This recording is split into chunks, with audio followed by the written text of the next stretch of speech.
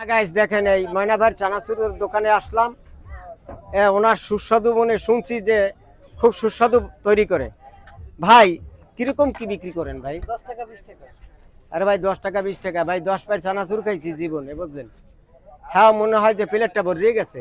আর আপনি কোন তো 10টা আর 20টা ভাই, আমাকে দুগা রুচি সম্মত দুগা খাওয়াইতে পারেন না?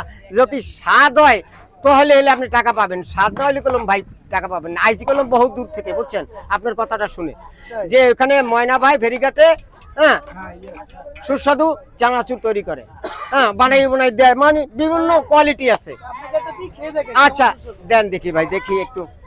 গাইস দেখেন কথা বলা হয়েছে যে ওনার চানাচুর তো স্বাদ হয় তাহলে টাকা পাবে, আর স্বাদ না হইলে টাকা পাবে না। এটাই হচ্ছে কথা। যাক ভালো, আল্লাহ ভরসা।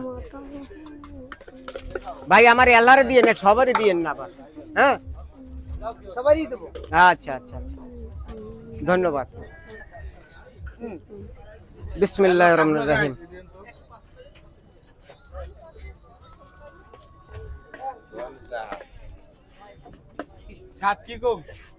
আসলেই ভাই যা মানুষের মুখে শুনেছি আসলে তার কাজেও তা দেখেছি, খুব স্বাদই লাগে, অন্যরকমই স্বাদ।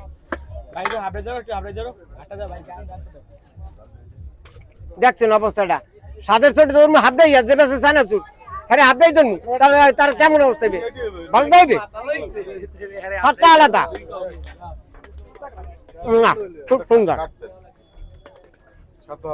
হ্যাঁ খুব সুস্বাদু। না মানে ভাই এখন আপনি টাকা পাইতে পারেন, এটা কমেন্ট। হ্যাঁ আপনারা ভাই এই ভিডিওটা আপনাদের যদি ভালো লেগে থাকে তাহলে একটু দ্রুতভাবে একটু শেয়ার করে দেবেন। এই দেখেন এই ময়না ভাই চানাচুর খাইতে আসছি কত দূর থেকে, বুঝছেন? হ্যাঁ দ্রুতভাবে একটু আপনারা একটু ফলো করে দেবেন। আল্লাহ হাফেজ, ভালো থাকেন।